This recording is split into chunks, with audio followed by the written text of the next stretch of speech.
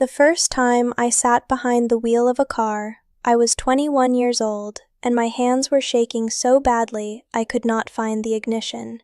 It was a Tuesday afternoon in October, a gray day, the kind where the sky sits low and flat, and the fields look like they are waiting for something.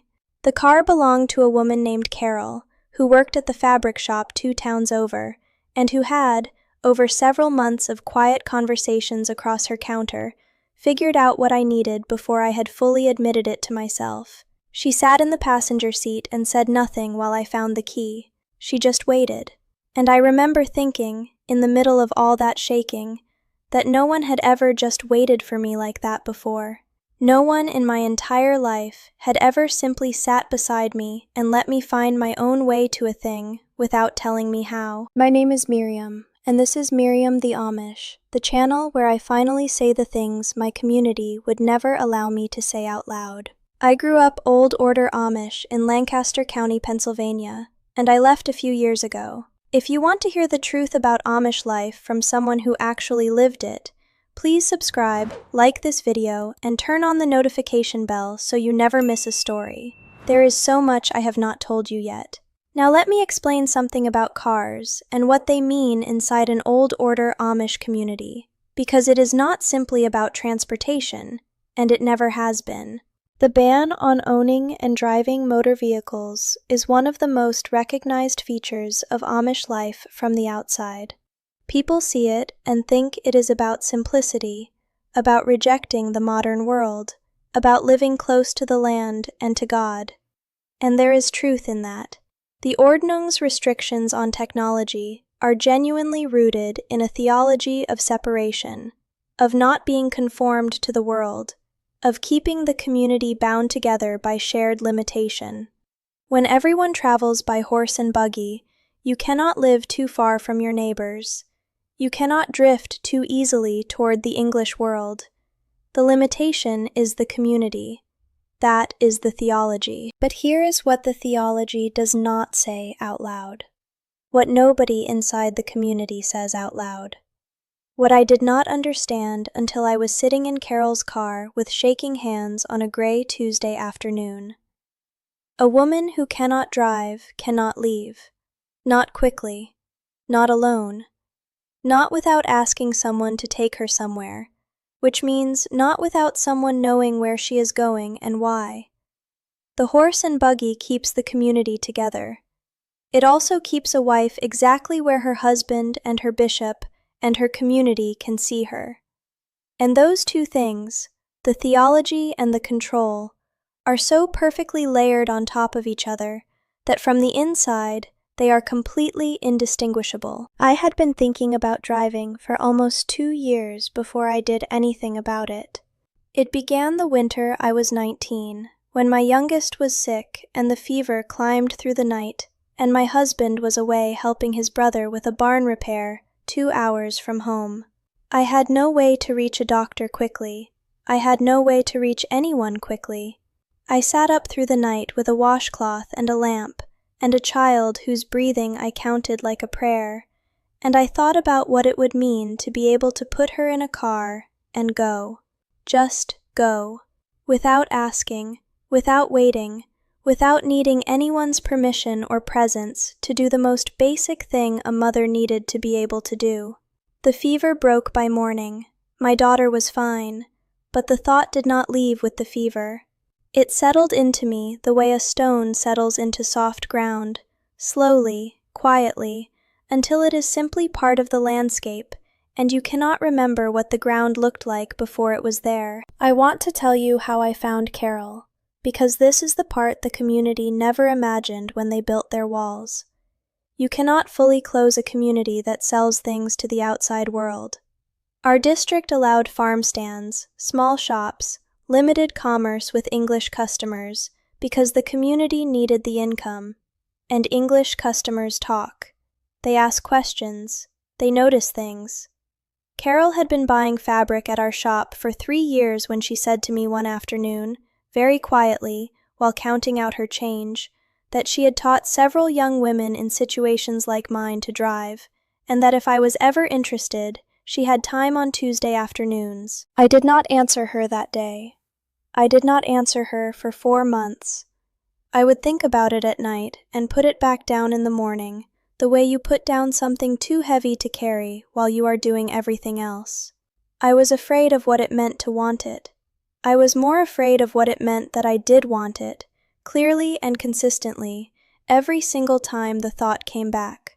I want to pause here because we are at the part of the story where everything changes, and I want you to stay with me through it. Please subscribe to Miriam the Amish, like this video, and turn on the notification bell, because what happened the afternoon a neighbor saw me in that car is something I have never told in full before, and the rest of this story is the part that matters most. Carol taught me in a parking lot behind a feed store 8 miles from our district, far enough that I had believed no one would know me there. We went 4 Tuesdays in a row. Each time I told my husband I was helping Carol with alterations, which was partly true. Carol did occasionally bring mending, and the lie sat in my chest like a coal, not burning exactly, just warm and constant and impossible to ignore. By the 4th Tuesday, I could park. I could merge onto a road. I could feel the particular way a car responds to your hands, so different from a horse, so immediate, no animal mind between you and the direction you choose. And every time I drove, I felt something I did not have a name for yet.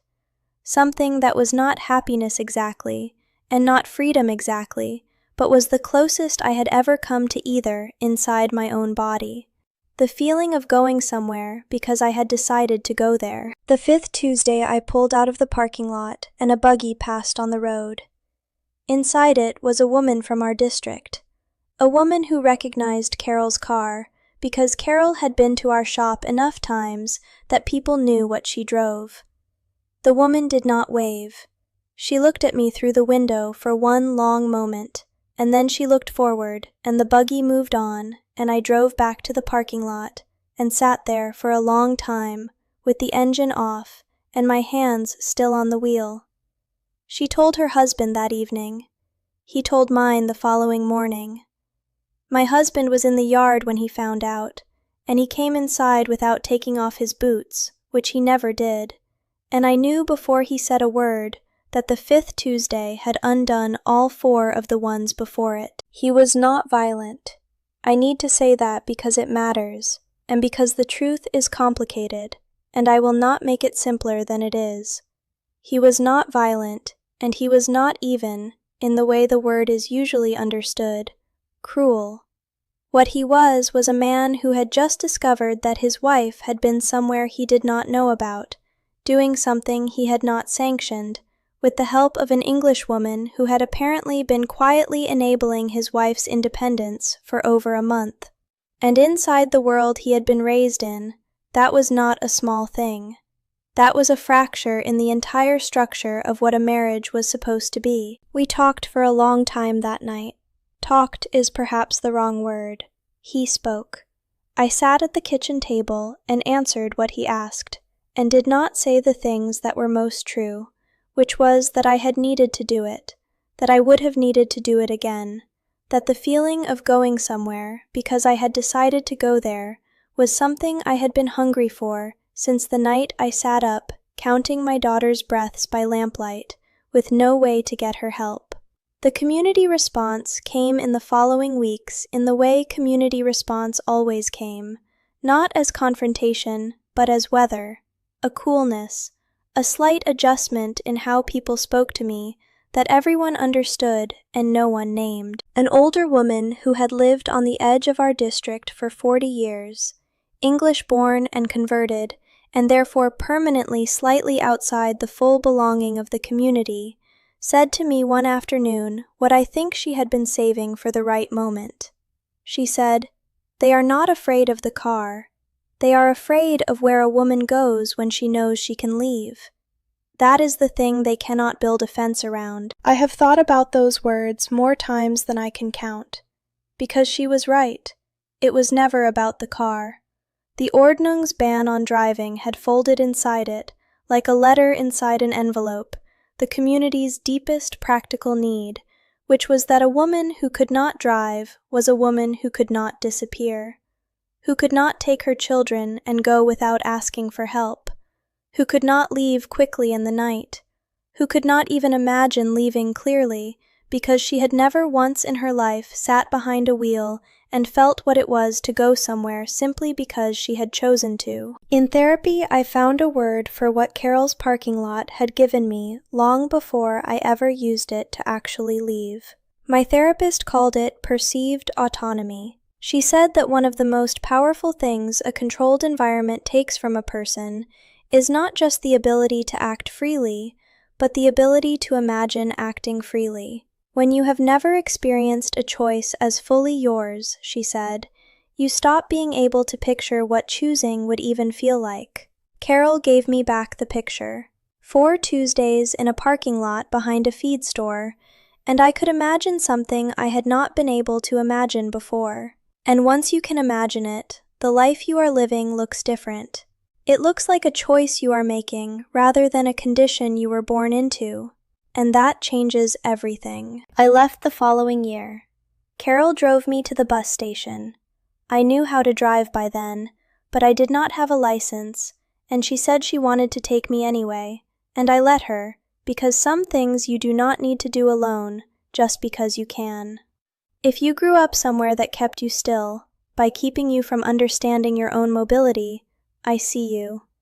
If someone taught you something in secret, that the people around you would have called dangerous, and that thing turned out to be the most important thing you ever learned, I see you.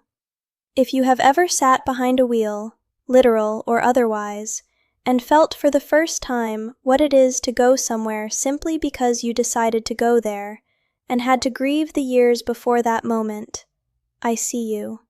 You were not wrong for wanting to move. You were not faithless for learning how. You were a person who needed to know that leaving was possible, even in the years before you were ready to go. If this story stayed with you, please subscribe to Miriam the Amish, like this video, and turn on the notification bell so you never miss what comes next. There is still so much I have not said. Until next time, choose your freedoms wisely. They might just save your life.